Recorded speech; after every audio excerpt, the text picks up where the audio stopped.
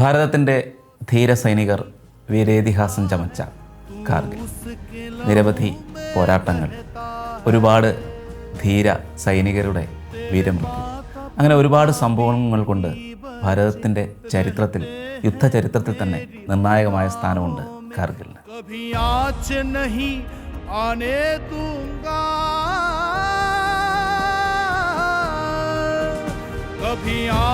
नहीं आने दूंगा, रखूंगा उन्हें निगाहों में, मेरी आन के लिए, मेरी शान के लिए तूने हंस. കാർഗിൽ പോരാട്ടത്തിൽ ആദ്യാവസാനം പങ്കെടുത്ത ഒരു മലയാളി ശ്രീ ബ്രിഗേഡിയർ എൻ.എ. സുബ്രഹ്മണ്യൻ സാർ. കാർഗിൽ പോരാട്ടത്തിൻ്റെ യുദ്ധമുഖത്ത് ആദ്യമെത്തിയത് അദ്ദേഹത്തിൻ്റെ റെജിമെൻ്റായിരുന്നു, 315 ഫീൽഡ് റെജിമെൻറ്റ്. പോരാട്ടം തുടങ്ങിയതും ഭാരതത്തിൻ്റെ കുന്നുകളിൽ, മലനിരകളിൽ തമ്പടിച്ചിരുന്ന പാക് സൈന്യത്തിന് നേരെ ആദ്യത്തെ ആക്രമണം നടത്തിയതും അദ്ദേഹത്തിൻ്റെ റെജിമെൻ്റായിരുന്നു. കാർഗിൽ യുദ്ധത്തിൽ അന്തിമ വിജയത്തിലേക്ക് നമ്മളെ നയിച്ച ടൈഗർ ഹില്ലിലെ വിജയവും .4875 വിജയവും നമുക്ക് നേടിത്തരുന്നതിൽ നിർണായക പങ്ക് വഹിച്ചിട്ടുണ്ട് അദ്ദേഹം. 4875 വിജയത്തിൽ അതിൻ്റെ ഫയറിംഗ് പ്ലാൻ ഉൾപ്പെടെ തയ്യാറാക്കിയത് ബ്രിഗേഡിയർ എൻ.എ. സുബ്രഹ്മണ്യൻ സാറാണ്. നേർക്കുനേർ നിന്ന് പോരാടിയതിൻ്റെ ചരിത്രങ്ങളാണ് അദ്ദേഹം ഇന്ന് നമ്മളോട് പങ്കുവെക്കുന്നത്.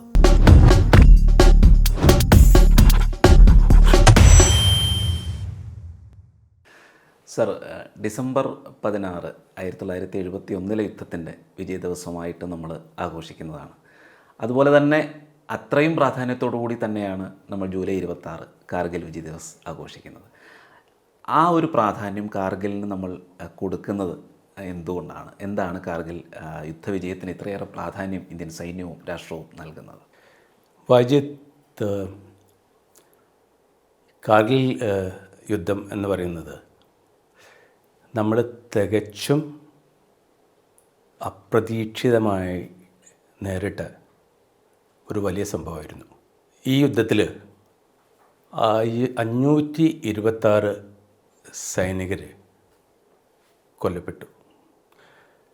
ഏറ്റവും വിപരീതമായുള്ള ഒരു സാഹചര്യത്തിൽ, ഹൈ ആൾട്ടിറ്റ്യൂഡ് ഏരിയയിൽ, അതായത് സമുദ്രനിരപ്പിൽ നിന്ന് 13,000 മുതൽ 16,000 അടി ഉയരത്തിലുള്ള മലകളുടെ മീതെ പാകിസ്ഥാൻ പട്ടാളം നുഴഞ്ഞുകയറി അവിടെ തമ്പടിച്ച് നമ്മളെ തികച്ചും സർപ്രൈസ് ചെയ്ത ഒരു സംഭവമായിരുന്നു. അങ്ങനെയുള്ള ഒരു കൂട്ടം പാകിസ്ഥാനികളെ അവിടെ നിന്ന് തുരത്തിവിടുക എന്ന് പറയുന്നത് ഏറ്റവും വിഷമകരമായിട്ടുള്ള ഒരു സംഭവമാണ്. അതുമാത്രമല്ല, ഒരു ന്യൂക്ലിയർ അംബ്രല്ലയുടെ അഥവാ ഒരു ന്യൂക്ലിയർ യുദ്ധത്തിൻ്റെ എല്ലാ സാധ്യതകളും ഉണ്ടായിരുന്ന ഒരു പരിതസ്ഥിതിയിലാണ് ഈ യുദ്ധം നടന്നത്. 1998 നമ്മളതിനു മുമ്പ് 1974 ന്യൂക്ലിയർ ടെസ്റ്റിംഗ് നടത്തിയിരുന്നു. 1998 നമ്മൾ വീണ്ടും ഒരു പരീക്ഷണം നടത്തി. അതിനൊപ്പം തന്നെ പാകിസ്ഥാനും നടത്തി. അപ്പോൾ ചരിത്രത്തിലാദ്യമായിട്ട് 2 ന്യൂക്ലിയർ രാജ്യങ്ങൾ തമ്മിലുള്ള ഒരു യുദ്ധമാണ്. അപ്പോൾ ഈ ചെറിയ കുട്ടികളുടെ കയ്യിൽ എന്തെങ്കിലും ടോയ്സ് കിട്ടിയാൽ അവർ അതിന് കുറേ കൂടുതൽ ഇൻട്രസ്റ്റോട് കൂടിയിട്ട് അതിനെ നോക്കുകയും ചിലപ്പോൾ എടുത്ത് ഉപയോഗിക്കുകയും ചെയ്യാം. പാകിസ്ഥാൻ വളരെ അൺസ്റ്റേബിളായിട്ടുള്ളൊരു രാഷ്ട്രമായിരുന്നു അന്നും ഇന്നും എന്നും. അപ്പോൾ 1998 അവർക്ക് അവരുടെ ഈ ന്യൂക്ലിയർ കേപ്പബിലിറ്റി അവർക്കുണ്ടായത്. 1999 ഈ കാർഗിൽ യുദ്ധം നടക്കുന്നത്. പിന്നെ ഈ യുദ്ധത്തിൻ്റെ ഒരു വളരെ വലിയൊരു പ്രത്യേകത എന്ന് പറയുന്നത്, ഈ യുദ്ധം ജൂനിയർ ഓഫീസേഴ്സിൻ്റെയും JCOസിൻ്റെയും NCOസിൻ്റെയും ധീരതയുടെയും അവരുടെ രാഷ്ട്രത്തിനോടുള്ള സ്നേഹം, അതിൻ്റെ ഒരു പ്രതീകതയെ കൂടി ചേർന്നുള്ള ഒരു യുദ്ധമായിരുന്നു. അത്രയും ബുദ്ധിമുട്ടുള്ള ഒരു യുദ്ധത്തിൽ, ഏറ്റവും വിപരീതമായിട്ടുള്ള ഒരു സാഹചര്യത്തിൽ നമ്മൾ പാകിസ്ഥാനികളെ ഇന്ത്യയിൽ നിന്ന് തുരത്തുവിട്ടു. ഇതൊട്ടും എളുപ്പമുള്ള ഒരു കാര്യമായിരുന്നില്ല. അതുതന്നെയാണ് ഈ കാർഗിൽ യുദ്ധത്തിൻ്റെ ഈ പ്രത്യേകത. ഈ കാർഗിൽ അത് തുടങ്ങുന്ന സാർ നേരത്തെ പറഞ്ഞല്ലോ ഒരു സർപ്രൈസ് ആയിരുന്നു. നമ്മൾ ഇത് അറിഞ്ഞിരുന്നില്ല. അതൊരു ആ സമയത്ത് ആട്ടിടയന്മാർ അതുവഴി പോയപ്പോഴാണ് ഇങ്ങനെയൊക്കെയുള്ളൊരു അൺയൂഷ്വലായിട്ടുള്ള നീക്കങ്ങൾ കണ്ടു. അങ്ങനെയാണ് നമ്മുടെ ആർമിയെ അറിയിക്കുന്നത്. അപ്പോഴേക്കും ഏകദേശം വെടിക്കോപ്പുകൾ ഉൾപ്പെടെ മുകളിലെത്തിയിരുന്നു. അപ്പോൾ എന്തുകൊണ്ടാണ് നമ്മളിത് അറിയാതെ പോയത്? എന്താണ് അതിൽ സംഭവിച്ചത്? വജിത്ത്, ആക്ച്വലി ഈ യുദ്ധത്തിൻ്റെ തുടക്കം പാകിസ്ഥാനിലെ അന്നത്തെ chief of the army staff general Parvesh Musharraf 1998 October 7 charge എടുത്ത അന്നു മുതൽ തന്നെ തയ്യാറെടുപ്പ് നടന്ന ഒരു യുദ്ധമായിരുന്നു. 1998 മുതൽ അവർ ഇതിനുള്ള തയ്യാറെടുപ്പ് തുടങ്ങി. 1998 അവസാനത്തോടു കൂടി അവർ ഇന്ത്യയിലേക്കുള്ള നുഴഞ്ഞുകയറ്റത്തെപ്പറ്റി തീർച്ചയായിട്ടുള്ളൊരു തീരുമാനം എടുത്തു കഴിഞ്ഞിട്ടുണ്ടായിരുന്നു. ഈ യുദ്ധം നടക്കുന്നതിന് മുമ്പ് ഇങ്ങനെയൊരു യുദ്ധം ഒരിക്കലും ഉണ്ടാവില്ല എന്നുള്ള ഒരു ചിന്താഗതിയായിരുന്നു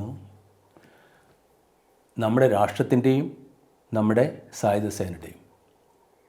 അപ്പോൾ നമുക്കറിയാം 1999 അന്നത്തെ നമ്മുടെ പ്രൈം മിനിസ്റ്റർ ഫെബ്രുവരി മാസത്തിൽ ഒരു ലാഹോർ ബസ് യാത്ര നടത്തുകയുണ്ടായി. ഈ ബസ് യാത്ര നടന്നതിന് ശേഷം ഈ ലാഹോർ ഡിക്ലറേഷൻ നടന്നു. അപ്പോൾ ഇന്ത്യയും പാകിസ്ഥാനും ഒരുപാട് സന്തോഷിച്ചു. ആഹ്ലാദത്തിൻ്റെ വലിയ തിരമാലകൾ അടിച്ചുകൊണ്ടിരിക്കുകയെന്ന രാഷ്ട്രം മുഴുവനും, പ്രത്യേകിച്ച് ഇന്ത്യയിൽ. അപ്പോൾ ഇങ്ങനൊരു യുദ്ധം ഉണ്ടാകുമെന്നുള്ള യാതൊരു വിധത്തിലുള്ള ഒരു ചിന്ത ആർക്കും ഉണ്ടായിരുന്നില്ല. പിന്നെ ഈ കാർഗിൽ സെക്ടർ ഉണ്ടല്ലോ, ഈ കാർഗിൽ സെക്ടറിൻ്റെ ഒരു പ്രത്യേകത എന്ന് വെച്ചാൽ അവിടെ മുഴുവൻ മലകളാണ്. അവിടുത്തെ വാലി എന്ന് വെച്ചാൽ അറിയാമല്ലോ. അപ്പോൾ വാലി തന്നെ ഏകദേശം സമുദ്രനിരപ്പിൽ നിന്ന് 9,000 മുതൽ 10,000 അടി ഉയരത്തിലാണ്. മലകളൊക്കെ 13,500 മുതൽ 18,000 19,000 അടി ഉയരത്തിലാണ്. അവിടെ നവംബർ മാസം മുതൽ മെയ് മാസം വരെ വളരെ തിക്കായിട്ടുള്ള സ്നോ ആണ് അവിടെ ഉണ്ടാവുക. പലയിടത്തും ഗ്ലേഷ്യർ തന്നെ ഉണ്ടാവും.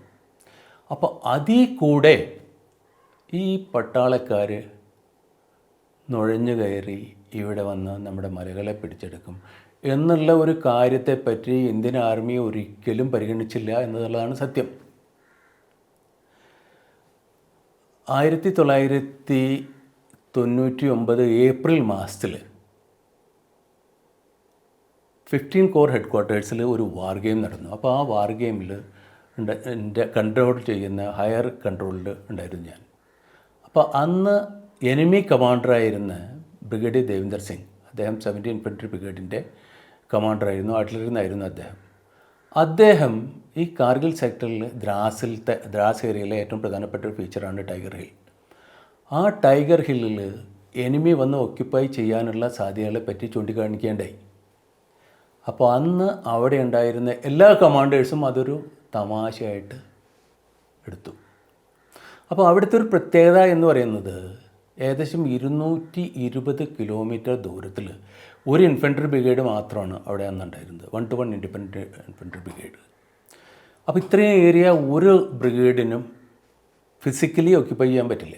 അപ്പോൾ അത് കാരണത്താൽ തന്നെ 10 കിലോമീറ്റർ മുതൽ 46 കിലോമീറ്റർ ദൂരങ്ങളിൽ ഇടയ്ക്കിടയ്ക്ക് ഗ്യാപ്പുകൾ ഉണ്ടായിരുന്നു. ഈ ഗ്യാപ്പുകളൊന്നും നമുക്ക് ശരിക്ക് ഓക്യുപ്പൈ ചെയ്യാൻ പറ്റില്ല. അപ്പോൾ ഇനിയിപ്പോൾ ഈ ഗ്യാപ്പുകളിൽ കൂടെ അവർ വരും എന്നുള്ള ഒരു പ്രതീക്ഷയും നമുക്കുണ്ടായിരുന്നില്ല. പിന്നെ അവിടെ അവർ കയറി വന്നാൽ അവർക്ക് എന്താ നേടാൻ പറ്റുക എന്നുള്ള ഒരു ചിന്ത നമുക്കുണ്ടായിരുന്നില്ല. അന്നത്തെ നമ്മുടെ മുഴുവൻ ശ്രദ്ധയും കാശ്മീർ വാലിയിലായിരുന്നു. അപ്പോൾ 1990 മുതൽ കാശ്മീരിൽ ഇൻസർജൻസി വളരെ ശക്തമായിട്ട് നടന്നുകൊണ്ടിരിക്കുകയായിരുന്നു. അപ്പോൾ നമ്മുടെ കംപ്ലീറ്റ് ഫോക്കസ് അന്ന് ഈ ഇൻസർജൻസിയെ കണ്ടെയ്ൻ ചെയ്യുക എന്നുള്ളതായിരുന്നു. അപ്പോൾ ഇത് കണ്ടെയ്ൻ ചെയ്യുക എന്നുള്ളത് വളരെ ഒരു നല്ല ലെവൽ വരെ നമ്മൾക്ക് സാധിച്ചു. കാരണം അന്ന് അവിടെ പീർ പഞ്ചാൽ റേഞ്ചസിൻ്റെ ഇടത്ത് ഭാഗത്തും വലത്ത് ഭാഗത്തും അതിലാണ് കൂടുതലും ഈ നുഴഞ്ഞുകയറ്റം ഉണ്ടാവുക. അപ്പോൾ ആ പീർ പഞ്ചാൽ റേഞ്ചസിൻ്റെ അതിൽ കൂടെയുള്ള ആ നുഴഞ്ഞുകയറ്റം നമ്മൾ കണ്ടെയ്ൻ ചെയ്തു. കാശ്മീരിൽ ഒരുപാട് ശാന്തി സമാധാനമൊക്കെ വന്നു. അവിടെ നമ്മളൊരു ഇലക്ഷൻ കണ്ടക്ട് ചെയ്തു. അപ്പോൾ ഇതൊക്കെ നടന്നപ്പോൾ പട്ടാളക്കാർക്കടക്കം തോന്നി ഇവിടെ എങ്ങനെ ഒരു നുഴഞ്ഞുകയറ്റം ഒന്നും ഉണ്ടാവാൻ സാധ്യതയില്ല എന്ന്. പക്ഷേ പാകിസ്ഥാൻ പ്രത്യേകിച്ച് അവിടുത്തെ 4 പേരാണ് ഇതിൽ ആക്ച്വലി ഇൻവോൾവ് ആയിരുന്നത്. അതിനെപ്പറ്റി ഞാൻ പിന്നീട് പറഞ്ഞു വരാം. അപ്പോൾ അവർ വളരെ ഭംഗിയായിട്ട് പ്ലാൻ ചെയ്തുള്ളൊരു ഓപ്പറേഷനാണ്. അപ്പോൾ തികച്ചും ഒരു വലിയ ഒരു സർപ്രൈസ് തന്നെ ആയിരുന്നു. ഈ നുഴഞ്ഞ് കയറിയവരെക്കുറിച്ചുള്ള വിവരം നമുക്ക് കിട്ടുന്നല്ലോ, ആർമിക്ക് കിട്ടുന്നുണ്ട്. അപ്പോൾ അതിനുശേഷം നമ്മൾ പെട്രോളിയം പാർട്ടിയെ വിടുകയാണ് ചെയ്യുന്നതെന്നാണ് വായിച്ചിട്ടുള്ളത്. ആദ്യത്തെ പെട്രോളിയം പാർട്ടി പോയി നമുക്ക് പൂർണ്ണമായിട്ട് അവരെ നഷ്ടമായി. രണ്ടാമത്തെ പെട്രോളിയം പാർട്ടിയിൽ നിന്നാണ് കുറച്ച് പേരെങ്കിലും തിരിച്ചു വരികയോ മുറിവേറ്റ് വരിക അങ്ങനെ ഒരു വിവരങ്ങൾ കിട്ടുന്നെന്നാണ് വായിച്ചിട്ടുള്ളത്. അപ്പോൾ ഇങ്ങനെ ഒരു സർപ്രൈസ് ഈ ഒരു ഇത് വന്നപ്പോൾ എന്തായിരുന്നു നമ്മുടെ ഒരു തീരുമാനം? സാർ അപ്പോൾ ആ സ്ഥലത്ത് അവിടെ ഉണ്ടായിരുന്നല്ലോ. അപ്പോൾ എങ്ങനെ ഇത് മുന്നോട്ട് പോകും, അല്ലെങ്കിൽ എന്താണ് ഇവരെ എങ്ങനെ നേരിടും? പലപ്പോഴും ആദ്യം ഇത് തീവ്രവാദികളാണ് എന്നുള്ളൊരു അവരങ്ങനെയാണല്ലോ അതിനെ നമ്മളിലേക്ക് എത്തിച്ചത്. തീവ്രവാദികൾ നുഴഞ്ഞു കയറിയതാണ്, അല്ലാതെ പട്ടാളക്കാരല്ല എന്നും കൂടെ അവരത് ചെയ്തിരുന്നു. അങ്ങനെ ഒരു പ്ലാൻ ചെയ്തിരുന്നു അവർ. അപ്പോൾ തുടക്കത്തിലുള്ള നീക്കങ്ങളൊക്കെ എങ്ങനെയായിരുന്നു? മെയ് മാസം 3-ാം തീയതി അപ്പോൾ ബറ്റാലിക് സെക്ടറിൽ ഉള്ള ഒരു താഷി നാംഗ്യാൽ എന്ന് പറയുന്ന ഒരു ഷെപ്പേഡ് വന്നിട്ടാണ് അവിടുത്തെ ആർമി അതോറിറ്റിയോട് പറയുന്നത്, ഞാനിങ്ങനെ അപരിചിതരായ കുറച്ച് പേരെ ഇങ്ങനെ കണ്ടു, നിങ്ങളൊന്ന് അന്വേഷിക്കുന്നു. അപ്പോൾ ആർമി അതത്ര സീരിയസ് ആയിട്ട് എടുത്തില്ല. പിന്നീട് മെയ് മാസം 7-ാം തീയതി കാർഗിലുണ്ടായിരുന്ന നമ്മുടെ അമ്മുനേഷൻ ഡെപ്പോ അതിൻ്റെ മീതെ പാകിസ്ഥാൻ ഷെല്ല് ചെയ്ത് ഈ 1-to-1 ഇൻഫൻട്രി ബ്രിഗേഡിൻ്റെ കംപ്ലീറ്റ് അമ്മുനേഷൻ സൂക്ഷിച്ചിരുന്ന ആ അമ്മുനേഷൻ ഡംപ് ബ്ലാസ്റ്റ് ചെയ്തു. പിന്നീട് 3 ദിവസം കഴിഞ്ഞപ്പോൾ കാർഗിൽ ട്രാൻസിറ്റ് ക്യാമ്പിൻ്റെ മീതെ അവർ ഫയർ ചെയ്തു. റൈറ്റ്, അതും നിശേഷം നശിച്ചുപോയി. മെയ് മാസം 12-ാം തീയതി നമ്മളുടെ ഒരു ഹെലികോപ്റ്റർ പൈലറ്റ്, ഈ പൈലറ്റ് ആ ഏരിയയിൽ കൂടെ ഫയർ ചെയ്യുമ്പോൾ ഒരു ഫീച്ചറിൻ്റെ മീതെ, അത് .4875 മീതെ ആയിരുന്നു, അതിൻ്റെ മീതെ 4 കറുത്ത വസ്ത്രങ്ങളിട്ട ആൾക്കാരെ കണ്ടു. ഈ കറുത്ത വസ്ത്രങ്ങളിട്ടുള്ള ആൾക്കാർക്ക് അവിടെ വരേണ്ടതായിട്ടുള്ള യാതൊരു ആവശ്യവുമില്ല. ലഫ്റ്റനന്റ് കേണൽ പ്രസാദ് എന്നാണ് ആ ഓഫീസറുടെ പേര്. പ്രസാദ് ഈ വിവരം ആർമി ഹെഡ് ക്വാർട്ടേഴ്സിനെ അറിയിച്ചു, ആർമി അതോറിറ്റീസിനെ അറിയിച്ചു, ആർമി ഹെഡ് ക്വാർട്ടേഴ്സിനല്ല, കൺസേൺഡ് ആർമി അതോറിറ്റീസിനെ അറിയിച്ചു. അപ്പോഴാണ് ആർമിക്ക് മനസ്സിലാവുന്നത് സംഗതി ആകെ വിഷമമാണ് എന്നുള്ളത്. അപ്പോൾ വാജ്യത്ത് പറഞ്ഞല്ലോ പെട്രോളിനെ നമ്മൾ അയച്ചു വന്നു. പക്ഷേ ആ പെട്രോൾ പോകുന്ന അന്ന് തന്നെ എൻ്റെ റെജിമെൻറ്റ് 315 ഫീൽഡ് റെജിമെൻറ്റ് ഓൾറെഡി ശ്രീനഗറിൽ നിന്ന് ദ്രാസ് സെക്ടറിലേക്ക് മൂവ് ചെയ്യാൻ തുടങ്ങിയിട്ടുണ്ട്. ഓക്കെ, ഞങ്ങൾക്ക് 13-ാം തീയതി രാവിലെ 10 മണിക്ക് വാണിംഗ് കിട്ടി, റെജിമെൻറ്റ് ദ്രാസിലേക്ക് മൂവ് ചെയ്യണമെന്ന് പറഞ്ഞു. വൈകുന്നേരം ഒരു 4:30 മണിയാകുമ്പോഴത്തേന് ഞങ്ങൾക്ക് എക്സിക്യൂട്ടീവ് ഓർഡർ കിട്ടി. 14-ാം തീയതി രാവിലെ ഞങ്ങൾ ദ്രാസിലേക്ക് മൂവ് ചെയ്തു. 15-ാം തീയതി ഉച്ചയാകുമ്പോഴത്തേന് ഞങ്ങൾ അവിടെ എത്തി. 14-ാം തീയതി ആണ് ഈ വായുജിത്ത് പറഞ്ഞ ആ പെട്രോൾ, അത് 4 ജാട്ട് ബറ്റാലിയൻ്റെ ഒരു പെട്രോളായിരുന്നു. അതിനെ ലീഡ് ചെയ്തത് ക്യാപ്റ്റൻ സൗരഭ് കാലിയ എന്ന് പറയുന്നൊരു ഓഫീസറായിരുന്നു. അദ്ദേഹത്തിൻ്റെ കൂടെ വേറെ 4 ജവാന്മാരുണ്ടായിരുന്നു. അപ്പോൾ അവിടെ ഒരു ബറ്റാലിക് സെക്ടറിലാണിത്. അവിടെ ബജ്രംഗ് പോസ്റ്റ് എന്ന് പറഞ്ഞിട്ടൊരു പോസ്റ്റുണ്ട്, വളരെ പ്രാധാന്യം അർഹിക്കുന്ന, ടാക്ടിക്കലി വളരെ ഇമ്പോർട്ടൻ്റ് ആയിട്ടുള്ള ഒരു പോസ്റ്റാണിത്. അപ്പോൾ ആ പോസ്റ്റ് നമ്മൾ വിൻ്റർ ആയപ്പോൾ നമ്മൾ വെക്കേറ്റ് ചെയ്തിട്ടുണ്ടായിരുന്നു. അപ്പോൾ അവിടെ എന്തോ മൂവ്മെൻറ്റ് ഉണ്ട് എന്നുള്ളത് നമുക്കറിയാൻ കഴിഞ്ഞു. അപ്പോൾ ആ പോസ്റ്റിൽ എന്താണ് നടക്കുന്നതെന്ന് അറിയാൻ വേണ്ടിയിട്ടായിരുന്നു സൗരവ് കാലിയയുടെ ഈ പെട്രോളിനെ നമ്മൾ അങ്ങോട്ട് അയച്ചത്. ഒട്ടും പ്രതീക്ഷിക്കാത്ത ഒരു ആക്രമണമായിരുന്നു അവരുടെ മീത് നടന്നത്. അങ്ങനെ സൗരവ് കാലിയയും അദ്ദേഹത്തിൻ്റെ കൂടെ ഉണ്ടായിരുന്ന 4 പട്ടാളക്കാരും പിടിക്കപ്പെട്ടു. അവരെ പിന്നീട് വളരെയധികം ടോർച്ചർ ചെയ്തു. അവരുടെ ഡെഡ് ബോഡി നമുക്ക് കിട്ടിയിട്ടുണ്ടെന്നുള്ളതൊക്കെ എല്ലാവർക്കും അറിയുന്നതാണ്. അവിടെ നിന്ന് ഒരു മൂന്നാമത്തെ ദിവസം ക്യാപ്റ്റൻ അമിത് ഭരദ്വാജിൻ്റെ ലീഡർഷിപ്പിൽ 32 പേരടങ്ങിയ ഒരു പെട്രോളിനെ നമ്മൾ അയച്ചു. അപ്പോൾ ഇവരെ പറ്റി യാതൊരു വിവരവുമില്ല. സൗരവ് കാലിയയുടെ പെട്രോളിനെ പറ്റിയിട്ട് നമുക്ക് യാതൊരു വിവരമില്ല. അമിത് ഭരദ്വാജിൻ്റെ ഈ പെട്രോൾ അവിടെ ചെന്നപ്പോഴാണ് ശരിയായിട്ടുള്ള ഒരു ആക്രമണം ഇവരുടെ മീതെ നടക്കുന്നത്. ഇവരെ ശരിക്കും പാകിസ്ഥാനികൾ വളഞ്ഞു. റെഗുലർ പട്ടാളക്കാരായിരുന്നു അവർ, വളഞ്ഞിരുന്നവർ. അങ്ങനെ ഇതിൽ നിന്ന് 30 പട്ടാളക്കാരെ റിട്രീവ് ചെയ്യാൻ അമിത് ഭരദ്വാജിന് കഴിഞ്ഞു. അമിത് ഭരദ്വാജിൻ്റെ ഒറ്റയ്ക്കുള്ള വേറെ ഒരു പട്ടാളക്കാരൻ്റെ അവർ 2 പേരുടെ ശ്രമം കൊണ്ട്, കാരണം അവരുടെ അടുത്ത് മെഷീൻ ഗൺ ഉണ്ടായിരുന്നു, ആ മെഷീൻ ഗൺ ഉപയോഗിച്ചാണ് ഇവരെ ക്യാപ്ചർ ചെയ്യാൻ വന്ന പാകിസ്ഥാനികളെ കൺട്രോൾ ചെയ്യാൻ പറ്റിയത്. ഇവർ 30 പേരും റിട്രീവ് ചെയ്തു. അവർ പോന്നു. അമിത് ഭരദ്വാജും ഒരു ജവാനും കൂടെ കൊല്ലപ്പെട്ടു. ഇപ്പോഴാണ് ഈ 2 സംഭവങ്ങൾ നടന്നപ്പോഴാണ് ശരിക്കും ഇന്ത്യൻ ആർമിക്ക് മനസ്സിലാവുന്നത് ഇവിടെ വളരെ പ്രധാനപ്പെട്ട എന്തോ ആക്ടിവിറ്റീസൊക്കെ നടക്കുന്നുണ്ടെന്ന്. അപ്പോൾ ഞങ്ങൾ 14-ാം തീയതി അവിടെ എത്തി. 14-ാം തീയതി അവിടെ എത്തി.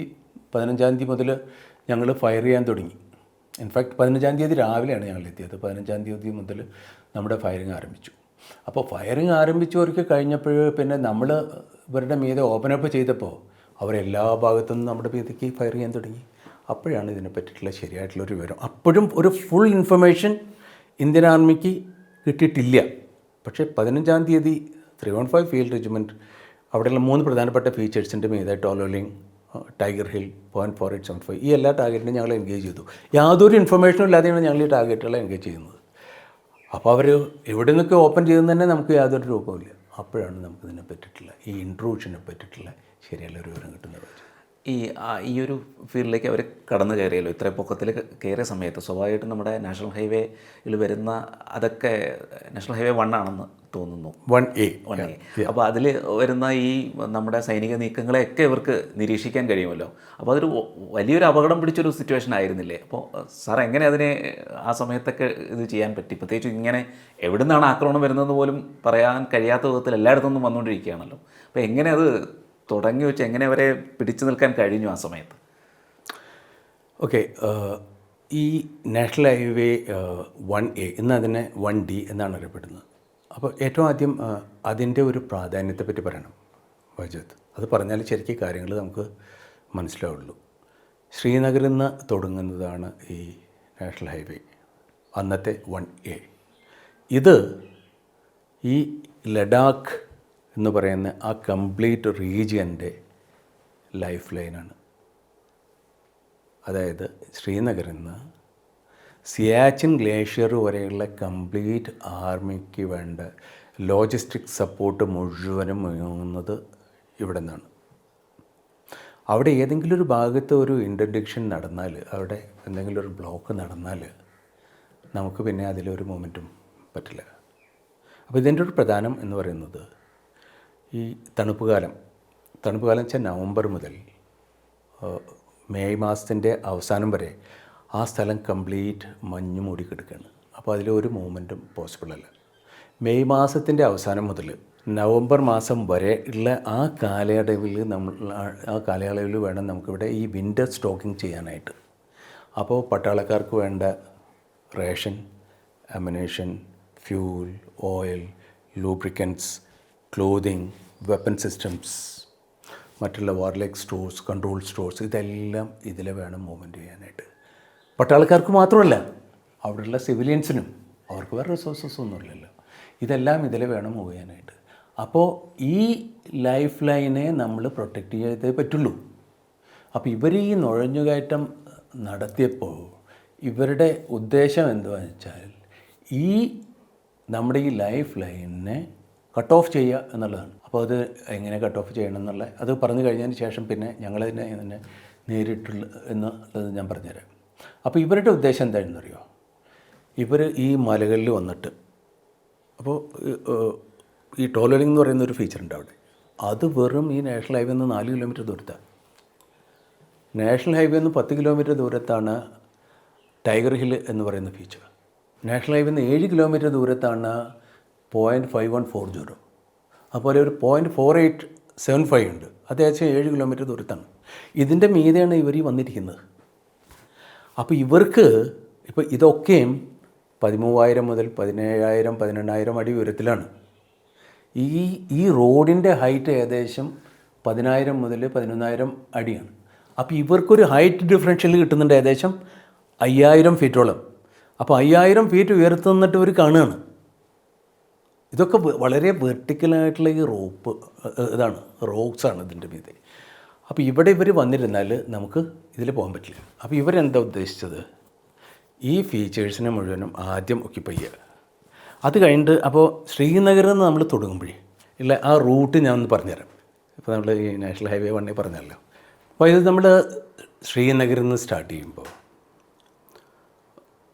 ആദ്യമായിട്ട് നമ്മൾ ക്രോസ് ചെയ്യുന്നത് പ്രധാനപ്പെട്ട ഭാഗം സോനമാർഗാണ്. അത് കഴിഞ്ഞിട്ട് പിന്നെ നമ്മൾ ജോജില പാസ് ക്രോസ് ചെയ്യണം. അപ്പോൾ അതും ഒരേ ഏറെക്കുറെ പ്ലെയിനാണ്. ഏകദേശം ഒരു 6,100 അടിയൊക്കെയാണ് അവിടം വരെ.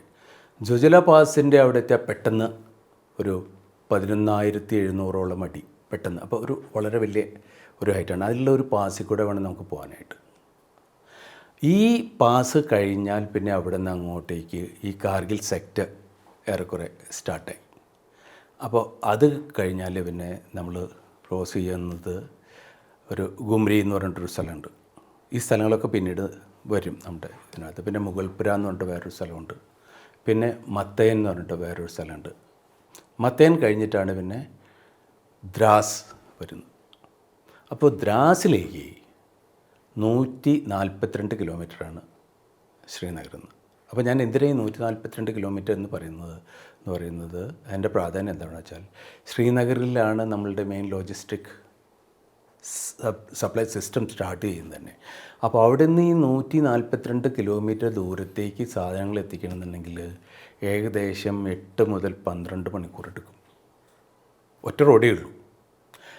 അപ്പോൾ ഈ ദ്രാസ് കഴിഞ്ഞാൽ പിന്നെ ദ്രാസിൽ നിന്ന് നമ്മൾ അങ്ങോട്ട് മുന്നോട്ട് പോകണം. പിന്നെ കക്സർ എന്ന് പറഞ്ഞിട്ടൊരു സ്ഥലമുണ്ട്. ഈ കക്സർ കഴിഞ്ഞിട്ടാണ് പിന്നെ കാർഗിൽ വരുന്നത്. കാർഗിൽ കഴിഞ്ഞിട്ട് പിന്നെ അവിടെ നിന്ന് നമ്മൾ അങ്ങോട്ട് മുന്നോട്ട് പോയാൽ തുർത്തൂക്ക് എന്ന് പറയുന്ന ഒരു പോയിൻ്റ് ഉണ്ട്. തുർത്തൂക്ക് കൂടി കഴിഞ്ഞിട്ട് വേണം പിന്നെ സിയാച്ചിൻ ഗ്ലേഷ്യറിൽ എത്താനായിട്ട്. അപ്പോൾ പാകിസ്ഥാനികളുടെ എയിം എന്താണെന്ന് മനസ്സിലായാൽ മാത്രമേ നമുക്ക് ഈ നാഷണൽ ഹൈവേ പ്രൊട്ടക്റ്റ് ചെയ്യണം എന്നുള്ളതിൻ്റെ പ്രാധാന്യം മനസ്സിലാവുള്ളൂ. ഇവരുടെ ഉദ്ദേശം എന്താണെന്ന് വെച്ചാൽ ആദ്യം ഈ മലകൾ വന്നിട്ട് ഒക്യുപ്പൈ ചെയ്യുക. മലകൾ ഒക്യുപ്പൈ ചെയ്ത് കഴിഞ്ഞതിന് ശേഷം ഈ നാഷണൽ ഹൈവേ ടോട്ടലി ഇൻ്റർഡിക്റ്റ് ചെയ്തിട്ട് അതിനെ ഉപയോഗശൂന്യമാക്കുക. അപ്പോൾ നമുക്ക് സപ്ലൈ ഒന്നും കൊണ്ടുപോകാൻ പറ്റില്ല. ഇതിൽ സപ്ലൈ ഒന്നും കൊണ്ടുപോകാൻ പറ്റില്ല എന്നുള്ളതിൻ്റെ 2 കോൺസിക്വൻസസ് ഉണ്ട്.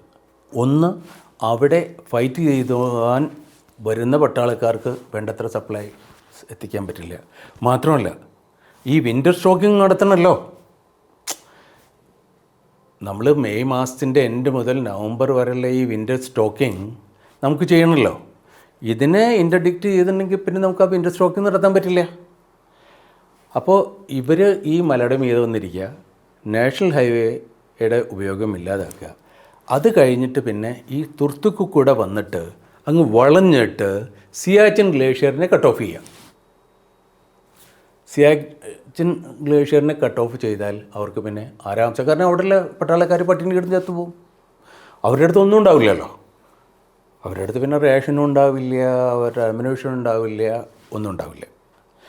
അത് കഴിഞ്ഞാൽ പിന്നെ ഇവരുടെ നെക്സ്റ്റ് അതിൻ്റെ തന്നെ ഒരു കോൺസിക്വൻഷ്യലായിട്ട് ഇവർ ബനിഹാൽ പാസ് എന്ന് പറയുന്നത്, നമ്മൾ ഇവിടെ നിന്ന് അങ്ങോട്ട് ശ്രീനഗറിൽ അങ്ങോട്ട് പോകുമ്പോൾ ഒരു ശ്രീനഗറിലേക്ക് പോകുമ്പോൾ ഒരു പാസ്സാണ് ബനിഹാൽ പാസ്. ആ പാസ് പിടിച്ചെടുക്കുക, ജുജില പാസും പിടിച്ചെടുക്കുക. ഇത് രണ്ടും പിടിച്ചെടുത്ത് കഴിഞ്ഞാൽ ഇവർക്ക് കഷ്ണമായിട്ട് ഈ ഏരിയനെ ഇവർക്ക് ഡീൽ ചെയ്യാൻ പറ്റും. അപ്പോൾ തുർത്തുക്കിനെ പിടിച്ചെടുത്തിട്ട് സിയാച്ചിൻ ഗ്ലേഷ്യറിനെ കട്ട് ഓഫ് ചെയ്യുക. അതുകൂടാതെ അവിടുന്ന് കൂടുതൽ ഈ പട്ടാളക്കാരെ കൊണ്ടുവരിക, അല്ലെങ്കിൽ മുജാഹിദീൻസിനെ കൊണ്ടുവരിക, ഇവിടെയുള്ള പട്ടാളക്കാരെ മുഴുവൻ ടാക്കിൾ ചെയ്യുക. അപ്പോൾ ഇങ്ങനെയാകുമ്പോഴെന്നുണ്ടാവും, വേലിയിലുള്ള ബനിഹാൽ പാസ് അവർ ഓൾറെഡി പിടിച്ചു കഴിഞ്ഞു. ഇതാണ് ഇവരുടെ എയിം കേട്ടോ. അപ്പോൾ ഇത് പിടിച്ചു കഴിഞ്ഞാൽ ഇവർക്ക് ഇവിടുന്ന്, അതായത് പാകിസ്ഥാനിലെ ലൈൻ ഓഫ് കൺട്രോളിൽ കൂടെ കൂടുതൽ പട്ടാളക്കാരെ ഇങ്ങോട്ട് കൊണ്ടുവരാൻ പറ്റും. അപ്പോൾ ഇവിടെ ഇങ്ങനെ ഒരു സംഭവം നടക്കുമ്പോൾ ശ്രീനഗറിലുള്ള പട്ടാളക്കാർ അവർ ഈ പ്രശ്നമുള്ള ആ സ്ഥലത്തേക്ക് പോകും. അപ്പോൾ ഇവിടെ ഒരു വേക്യൂം ക്രിയേറ്റ് ആവും. എവിടെ? ശ്രീനഗറിൽ, അതായത് കാശ്മീർ വേലയിൽ ഒരു വേക്യൂം ക്രിയേറ്റ് ആവും. പട്ടാളക്കാരുണ്ടാവില്ല. അപ്പോൾ കൂടുതൽ പട്ടാളക്കാരെ ഇവിടെ കൊണ്ടുവരിക. പിന്നീട് അവിടെ ശരിക്കും തമ്പടിക്കുക. പിന്നീട് വേണമല്ലോ ഇതിനെ പിടിച്ചെടുക്കാനും പരിപാടിയൊക്കെ. ഇതായിരുന്നു ഇവരുടെ എയിം. അപ്പോൾ അങ്ങനെയുള്ളൊരു സാഹചര്യത്തിൽ നമ്മളവിടെ പോയാൽ നമ്മളെന്ത് ചെയ്യും? അപ്പോൾ അതവർ വളരെ നന്നായിട്ട് കണക്കിലെടുത്തിട്ടുണ്ട്. കാരണം ഈ നാഷണൽ ഹൈവേ പെട്ടെന്ന് ക്ലിയർ ചെയ്യുക എന്നുള്ളത് നമ്മളുടെ ലക്ഷ്യമാണ്. പക്ഷേ ഈ നാഷണൽ ഹൈവേ ഇത് ക്ലിയർ ചെയ്യണമെന്നുണ്ടെന്നുണ്ടെങ്കിൽ ഈ 13,000 മുതൽ 16,000, 17,000 അടി ഉയരത്തിലിരിക്കുന്ന മലകളുടെ മീതെ നമ്മൾ ഫിസിക്കലി അറ്റാക്ക് ചെയ്യണം. അപ്പോൾ അറ്റാക്ക് ചെയ്യണമെന്നുണ്ടെന്നുണ്ടെങ്കിൽ ഇതൊക്കെ വെർട്ടിക്കൽ ക്ലൈംബാണ് വാജിദ്. ശരിക്കും ഇങ്ങനെയാണ് ഈ മലകൾ നിൽക്കുന്നത്. പിന്നെ നമ്മളോട് ഇവർ പറഞ്ഞു, നിങ്ങൾ ഇൻ്റർനാഷണൽ ബൗണ്ടറി അല്ലെങ്കിൽ ലൈൻ ഓഫ് കൺട്രോൾ ക്രോസ് ചെയ്യാൻ പാടില്ല. അപ്പോൾ സാധാരണഗതിയിൽ നമ്മൾ എന്തെങ്കിലും അറ്റാക്കൊക്കെ ചെയ്യുമ്പോൾ, സാധാരണ അറ്റാക്ക് ചെയ്യുമ്പോൾ നമ്മൾ ഫ്രണ്ടിൽ അറ്റാക്ക് ഒരിക്കലും ചെയ്യില്ല, മുന്നിൽ കൂടെ പോയില്ല. നമ്മൾ മുന്നിൽ നിന്ന് ഇവരെ ബ്ലോക്ക് ചെയ്യും. അതായത് നമ്മൾ ഫയർ ചെയ്തിട്ട് ഇവരെ ഫിക്സ് ചെയ്യും. എന്നിട്ട് നമ്മൾ സൈഡിൽ കൂടെയോ പിന്നിൽ കൂടെ പോയിട്ടാണ് ഇവരെ അറ്റാക്ക് ചെയ്യുക. അപ്പോൾ പിന്നിൽ കൂടെ പോകണമെന്നുണ്ടെന്നുണ്ടെങ്കിൽ പിന്നിൽ അങ്ങേ ഭാഗത്ത് ലൈൻ ഓഫ് കൺട്രോളാണ്. അപ്പോൾ അത് നമുക്ക് ക്രോസ് ചെയ്യാൻ പാടില്ല. അപ്പോൾ അങ്ങനത്തെ ഒരു സാഹചര്യത്തിൽ അവർക്ക് നല്ലൊരു ബോധം ഉണ്ടായിരുന്നു, ഇന്ത്യൻ ആർമിക്ക് അവരെ അവിടെ നിന്ന് തുരത്തിവിടാൻ പറ്റില്ല എന്നുള്ളത്. അപ്പോൾ ഞങ്ങൾ അവിടെ ചെന്നപ്പോൾ നമുക്ക് യാതൊരു വിധത്തിലുള്ള ഇൻ്റലിജൻസ് ഒന്നും ഉണ്ടായിരുന്നില്ല എന്ന് ഞാൻ നേരത്തെ പറഞ്ഞല്ലോ. നമ്മളവിടെ ചെന്നപ്പോൾ നമുക്ക് അവരുടെ ഡിപ്ലോയബിലിറ്റി പറ്റിയിട്ടും ഒന്നും യാതൊരു വിവരമില്ലായിരുന്നു. അപ്പോൾ നമ്മൾ ഈ ഇരുട്ടത്ത് ഒരു ഗെയിം കണ്ടിട്ടുണ്ടല്ലോ, കണ്ണിങ്ങനെ വെട്ടിയിട്ട് ആ കുടം അങ്ങോട്ട് താഴെ ഇട്ട് വരുമ്പോൾ വടി കൊണ്ടടിക്കുക. അതേമാതിരി നമ്മൾ ഓരോരോ ഫീച്ചറിൽ ഫയർ ചെയ്തിട്ട് അവിടെയുള്ള റിയാക്ഷൻ നോക്കിയിട്ടായിരുന്നു നമ്മൾ യുദ്ധത്തിൻ്റെ പ്രാരംഭിക ദശകളിലൊക്കെ നമ്മൾ പാകിസ്ഥാനികളെ നേരിട്ടത്. ആക്ച്വലി അവർ പാകിസ്ഥാൻ പട്ടാളമായിരുന്നു. അപ്പോൾ അത് വളരെ വളരെ ബുദ്ധിമുട്ടുള്ള ഒരു കാര്യമായിരുന്നു.